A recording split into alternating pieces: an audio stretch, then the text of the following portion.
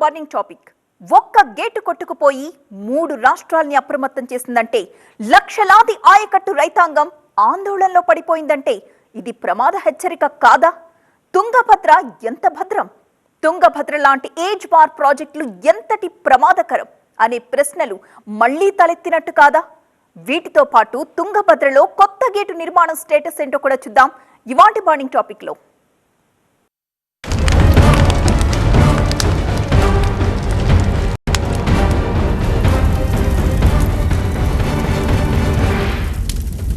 కర్ణాటకలోని Tungabhadra dam gate number 19 శనివారం అర్ధరాత్రి నుంచి కనబడట్లేదు. కొట్టుకుపోయి 48 గంటలు దాటినా ఆచూకీ లేదు. గేటు పోతే పోయింది. ఆ తెగిన గేటు నుంచి వృధాగా సముద్రంలో కలిసిపోతున్న నీళ్లే రైతాంగం గుండెల్ని చెరువులుగా మార్చేస్తోంది. 3 రాష్ట్రాల ఇరిగేషన్ పెద్దల నిలువెత్తు నిర్లక్ష్యం ఖరీదు ఎంత అంటే ఏం చెప్పగలం? డామిట్, కథ ఇలా అడ్డం తిరిగిందేంటి అంటూ తలలు పట్టుకుంటున్నాయి ప్రభుత్వాలు. డ్యామేజ్ కంట్రోల్ కోసం ఇప్పుడు కుస్తీ మొదలు పెట్టాయి. ఏం సాధిస్తారు? ఎప్పటికి తెములుస్తారు? దిగువ రాష్ట్రాల్లో రైతాంగం ఆశల్ని ఎలా కాపాడుతారు? అసలు గేటు పునర్నిర్మాణం అనేది సాధ్యమయ్యే పనేనా?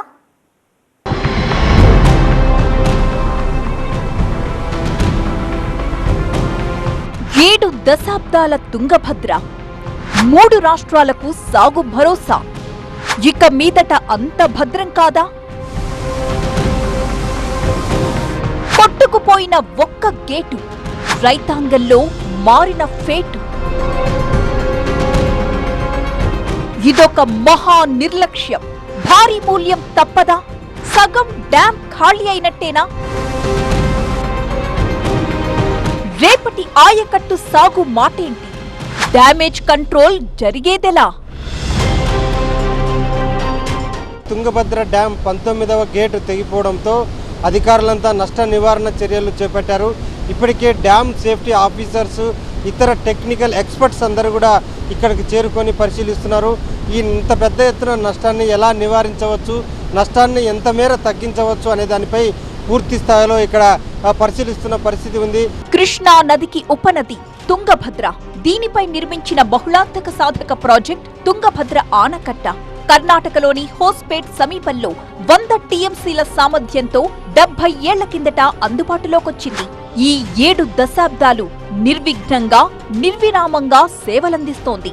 కర్ణాటక, రాయలసీమ, తెలంగాణలో లక్షలాది ఎకరాలకు, వందలాది గ్రామాలకు సాగు, తాగునీటిని అందిస్తున్న తుంగభద్ర డ్యాం ఇప్పుడు పెను ముప్పు అంచున నిలబడింది. ఎన్నడూ లేనిది జలాశయంలోని 19వ గేటు శనివారం రాత్రి కొట్టుకుపోయింది. 3 రాష్ట్రాలను ఉలిక్కి పడేలా చేసి ఇరిగేషన్ యంత్రాంగాల్ని అప్రమత్తం చేసిన ఘటన ఇది. ఎలా కొట్టుకుపోయింది?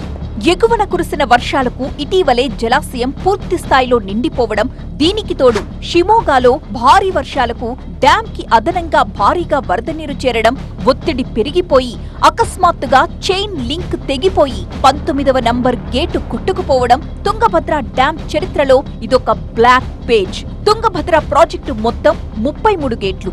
రిజర్వాయర్ మీదున్న 15, 16, 17, 18, 19 గేట్లు ఎత్తి దాదాపు 30,000 క్యూసెక్కుల నీటిని దిగువకు వదులుతున్నారు. గేటు కొట్టుకుపోయిన సమయంలో 1.5 మేర పైకి ఎత్తి ఉంచారు. ఈ ఒక్క తలుపు దాదాపు 40 టన్నుల బరువుంటుంది. నీటి ప్రవాహానికి అక్కడే దిగువన గ్యాలరీలో గాని, ఆ ముందున్న నీళ్లలో గాని ఇరుక్కుపోయి ఉంటుందని అంచనాకొచ్చారు. ఇప్పుడు చూడొచ్చు, మనము 19వ గేట్ నుంచి నీరు వృధాగా ఎంత పెద్ద ఎత్తున పోతుందో మనం ప్రత్యక్షంగా చూస్తున్నాము. 19వ గేట్ దగ్గర నుంచి ఇప్పుడు మనం మాట్లాడుతున్నాము. ఈ 19వ గేట్ నుంచి దాదాపు 40,000 క్యూసెక్కుల నీరు డ్యామ్ నుంచి దిగువకు వృధాగా పోతున్న పరిస్థితి ఉంది. ఎక్కడైతే గేట్ కొట్టుకుపోయిందో 19వ గేట్, అదే గేట్లో మరొక టెంపరరీ గేటును ఏర్పాటు చేసేందుకైతే అధికారులు ప్రయత్నిస్తున్నారు. What to do? Stop lock గేట్లు ఏర్పాటు చేసే అవకాశం తుంగభద్ర డ్యాం కి లేదు. కాబట్టి ఇప్పటికిప్పుడు నీటి వృధాను అరికట్టే ఛాన్స్ కూడా లేదు. గత్యంతరం లేక వేల క్యూసెక్కుల ప్రవాహాన్ని వృధాగా సముద్రంలోకి వదిలేస్తున్నారు. గేటు కొట్టుకుపోయిన చోట మరమ్మతులు చేయాలంటే కనీసం 5 రోజులు పడుతుంది అనేది ఒక అంచనా. ఇందుకోసం క్రస్ట్ స్థాయి వరకు జలాశయాన్ని ఖాళీ చేయాల్సుంటుంది. ఆనకట్ట దగ్గరకు పర్యాటకులు రాకుండా నిలువరించాల్సుంటుంది. డ్యాం దిగువకు పెద్ద ఎత్తున నీళ్లు వదలడంతో దిగువ ప్రాంతాల ప్రజల్ని కూడా అప్రమత్తం చేశారు. కౌతాలం, కోస్గి, మంత్రాలయం, నందవరం మండలాల ప్రజల్ని అప్రమత్తం చేశారు.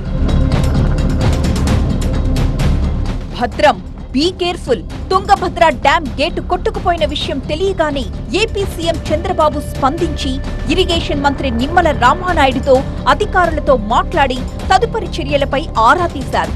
గేటు పునరుద్ధరణ పనులు యుద్ధ ప్రాతిపదికన చేపడుతున్నామని, ఇప్పటికిప్పుడు కాలువలకు నీటి విడుదల విషయంలో ఇబ్బంది ఉండబోదని, భవిష్యత్తులో సాగు, తాగునీటికి ఇబ్బందులు తలెత్తకపోవచ్చన్న భరోసా ఇచ్చారు మంత్రి నిమ్మల. నీళ్లన్నీ సముద్రం పాలేనా? గేటు కొట్టుకుపోయే సమయానికి తుంగభద్ర డ్యాం నిండుగా ఉంది. మొత్తం సామర్థ్యం 105 టీఎంసీలు. క్రస్ట్ స్థాయి వరకు 44 టీఎంసీలు నిల్వ చేయవచ్చు. గేటు తెగిపోయిన చోట పనులు చేయాలంటే డ్యాంలో నీటి మట్టాన్ని క్రస్ట్ స్థాయి కంటే దిగువకు చేర్చాలి. అంటే 61 టీఎంసీల నీళ్లు దిగువకు వదిలేయక తప్పదు. శ్రీశైలం, నాగార్జునసాగర్, పులిచింతల, ప్రకాశం బ్యారేజీలు నిండిపోయాయి. కాబట్టి నీటిని సముద్రంలోకి వదలడం మినహా మరొక మార్గం లేనట్టే. రాయలసీమ, కర్ణాటకలో తుంగభద్ర డ్యామ్ గేటు తెగిపోతే ఆంధ్రాకేంటి నష్టం అని చాలామంది అనుకుంటుంటారు. కానీ పెద్ద నష్టం జరుగుతోంది. ముఖ్యంగా రాయలసీమ జిల్లాలకు ఈ నష్టం మరింత ఎక్కువగా ఉంది. ఈ తుంగభద్ర డ్యామ్, మనం ప్రస్తుతం కర్ణాటకలోని తుంగభద్ర డ్యామ్ దగ్గర ఉన్నాము. ఈ డ్యామ్కు సంబంధించిన 19వ గేటు కొట్టుకుపోయిన సంగతి తెలిసిందే. ఈ గేటు కొట్టుకుపోవడం ద్వారా 60 టీఎంసీల నీరు వృధాగా పోతుంది.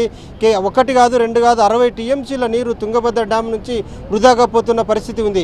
ఈ తుంగభద్ర డ్యామ్ నుంచి కిందికి వెళ్తున్న నీరంతా కూడా సుంకేశ్వర రిజర్వాయర్, ఆ తర్వాత శ్రీశైలం రిజర్వాయర్లో కలుస్తుంది. సుంకేశ్వర రిజర్వాయరు, శ్రీశైలం రిజర్వాయరు, ఆ దిగువన ఉన్న పులిచింతలు కూడా పూర్తిగా నిండిన పరిస్థితి. వచ్చిన టీఎంసీ వచ్చినట్లుగా సముద్రం పాలయ్యే పరిస్థితి ఉంది. తుంగభద్ర నుంచి వెళ్లే ప్రతి టీఎంసీ కూడా సముద్రం పాలవుతుంది. ఎక్కడ కూడా స్టోర్ చేసుకోవడానికి అవకాశమే లేదు. గేటుకు ప్రత్యామ్నాయమేంటి? కొట్టుకుపోయిన 19వ గేట్ ప్లేస్ లో తాత్కాలిక గేటు ఏర్పాటు యుద్ధ ప్రాతిపదికన జరుగుతోంది. కర్ణాటక హొసహళ్లిలోని Hindustan engineering works, Hameed group సహకారంతో ఇప్పటికే పనులు మొదలుపెట్టింది. 19వ క్రస్ట్ గేట్ నుంచి నీరు బయటకు పోకుండా అడ్డుకోవడమే వీళ్ల టార్గెట్. నీటి నిల్వలు తగ్గిపోయిన తరువాత శాశ్వత ప్రాతిపదికన ఒక కొత్త గేటును ఏర్పాటు చేస్తారు. భారీ రిజర్వాయర్ల గేట్ల తయారీలో అనుభవం ఉన్న కన్నమనాయుడుతో కూడా టచ్లో ఉంది తుంగభద్ర బోర్డ్.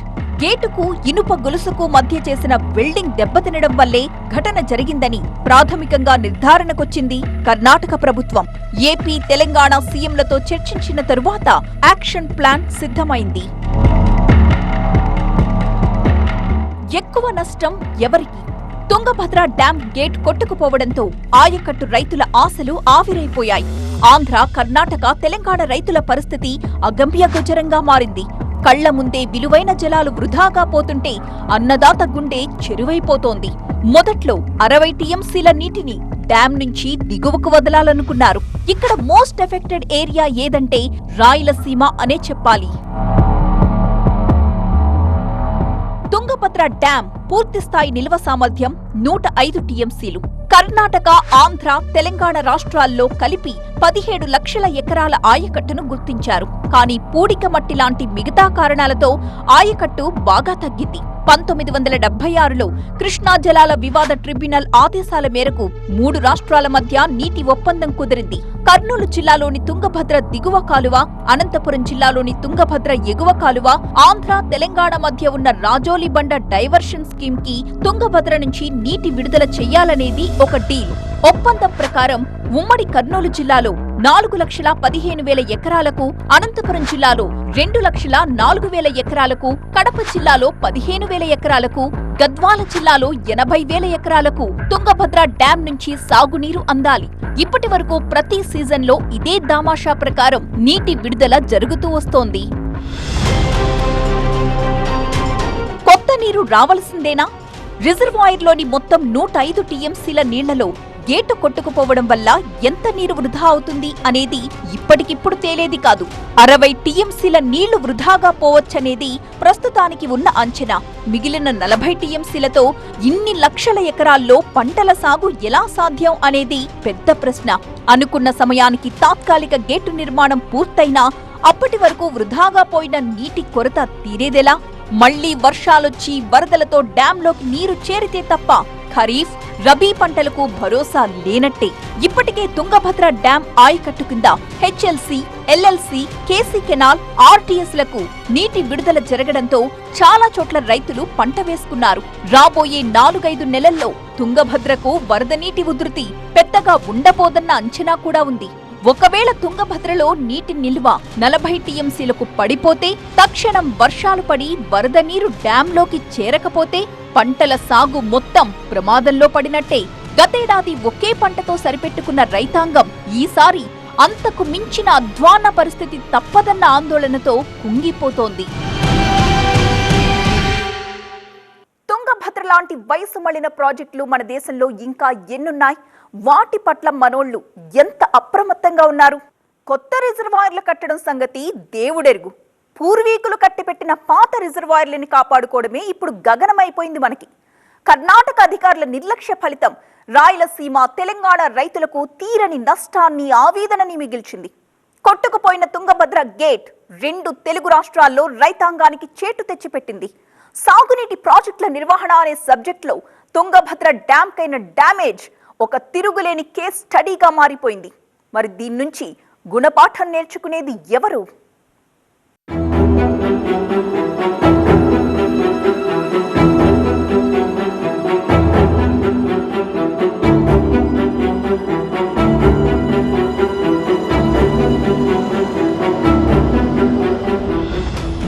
ఒక్కేళ్ల తుంగభద్ర చరిత్రలో గేట్లు కొట్టుకుపోయిన దాఖలానే లేదు.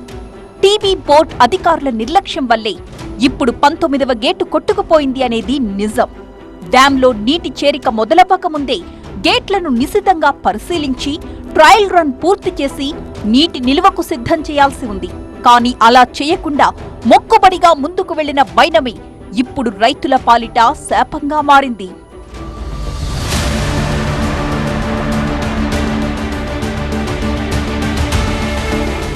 తుంగభద్ర డ్యాం నిర్మాణం స్వాతంత్ర్యం రాకముందు హైదరాబాద్ రాష్ట్రంలో జరిగింది. తరువాతి కాలంలో 3 సార్లు జరిగిన రాష్ట్ర విభజన కారణంగా ఇది 3 రాష్ట్రాల ఉమ్మడి ప్రాజెక్టుగా మారింది. నిర్మాణం జరిగింది కర్ణాటక భూభాగంలో కాబట్టి డ్యాం నిర్వహణ బాధ్యత తుంగభద్ర బోర్డుది. ఈ బోర్డులో కర్ణాటక, ఆంధ్రప్రదేశ్, తెలంగాణకు చెందిన సీనియర్ అధికారులు సభ్యులుగా ఉంటారు.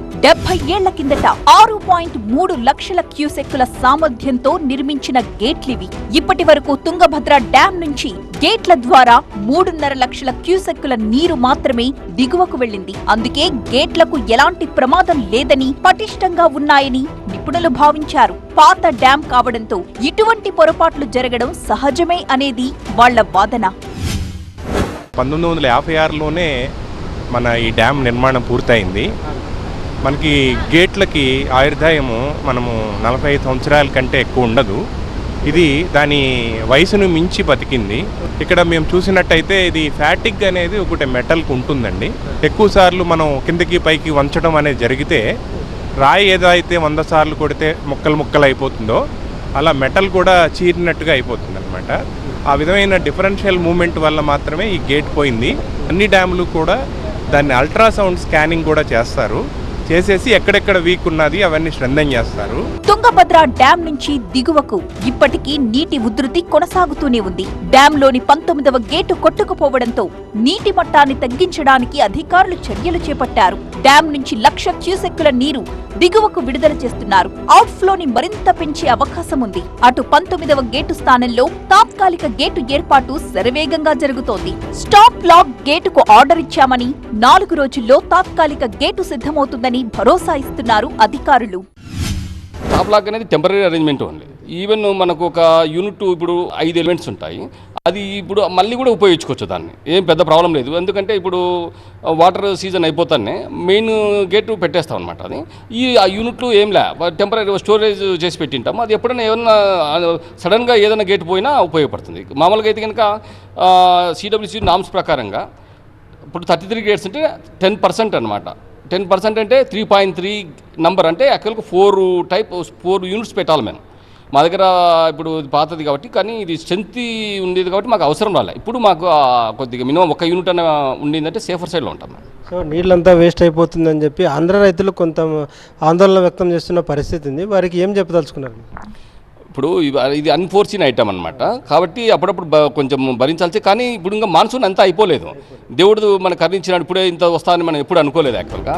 డ్యామ్ కి గేట్ ని ఫిక్స్ చేయడం అంటే అంత ఆషామాషీ విషయం మాత్రం కాదు. 75 టన్నుల బరువు, 20 అడుగుల ఎత్తు, 60 అడుగుల వెడల్పు ఉన్న గేటును తయారు చేసి అమర్చడానికి యుద్ధ ప్రాతిపదికన పనులు జరుగుతున్నాయి. ఈ నెల 16 లోపు తాత్కాలిక గేటు నిర్మాణ పనులు పూర్తి చేయాలి అన్నది టార్గెట్. చెప్పండి, గేటు ఎప్పటిలోగా పూర్తవుతుంది? ఎక్కడిలోగా అక్కడ డ్యామ్కి అమరుస్తారు? ఇది 2-3 రోజుల్లో కంప్లీట్ అవుతుంది. ఒక్కొక్క ఎలిమెంట్ 2 ఎలిమెంట్లు ఇక్కడ చేస్తారు, 3 ఎలిమెంట్లు వేరే వాళ్ళు చేస్తున్నారు. ఒకటి తయారైతే మేము ఒకటి పెడతాం, వాళ్ళది ఒకటి తయారైతే అది పెడతారు. అంత లోపల మాది ఇంకోటి తయారవుతుంది. అట్లా 5 ఎలిమెంట్లు కదా, ఎప్పుడెప్పుడు అయిపోతే అట్లా పంపించి 5 ఎలిమెంట్లు పెడితే ఒక గేట్ కంప్లీట్ అయిపోతుంది. ఈ గేట్ ఎంత బరువు ఉంది? దీని కాస్ట్ ఎంత? ఇది అరౌండ్ 65 to 75 టన్స్ ఉంది. అంటే 5 ఎలిమెంట్లు చేరి వీళ్ళు చేసేది 2 ఎలిమెంట్లు, వాళ్ళు మిగతా వాళ్ళు 3 చేస్తారు. అటు తుంగభద్ర డ్యామ్ లో గేట్ కొట్టుకుపోయిన ఘటనపై రాజకీయ దుమారం రేగుతోంది. అటు కర్ణాటకలోనూ ఇటు ఏపీలోనూ బ్లేమ్ గేమ్ మొదలైంది. మాజీ సీఎం జగన్ ని బాధ్యుడిని చేయడం తగదు అంటోంది వైసీపీ.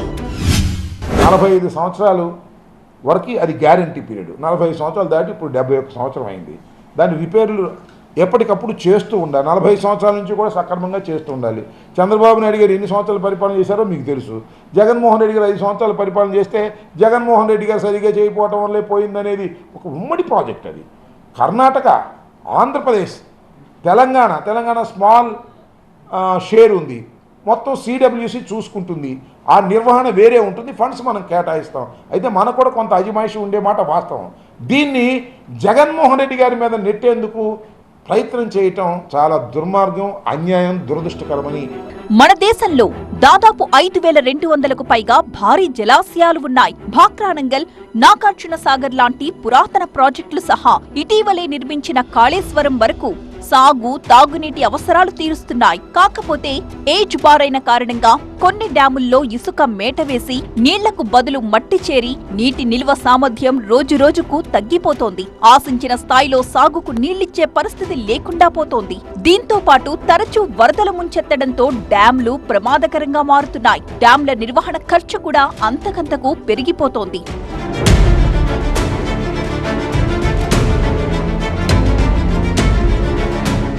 మనకున్న రిజర్వాయర్స్ లో 20% 50 ఏళ్ల కింద కట్టినవే. కృష్ణరాజసాగర్ డ్యాం, మెట్టూరు లాంటివైతే 90 ఏళ్ల నాటివి. మరో 10 ఏళ్లలో 4000కు పైగా డ్యాంలకు వయసు పెరిగి అవి ముసలివైపోతాయి. డ్యాంల సామర్థ్యం, భద్రత కూడా ప్రమాదంలో పడిపోతుంది. ఇటీవలే కేంద్రం రూపొందించిన ఆనకట్టల భద్రతా బిల్లు పార్లమెంట్ ఆమోదాన్ని పొందింది. రాష్ట్రాలన్నీ వ్యతిరేకించిన డ్యాం సేఫ్టీ బిల్ అమల్లోకొచ్చింది. అయినా రిజర్వాయర్ల భద్రత అనేది ఎప్పటికప్పుడు ప్రశ్నార్థకమే అవుతోంది. ఇదిగో ఇప్పుడీ తుంగభద్ర గేటు తెగింది. రేపటి రోజున ఇటువంటిదే మరో దుర్వార్త వినబడక ముందే పాలకులు మేలుకుంటే మంచిది.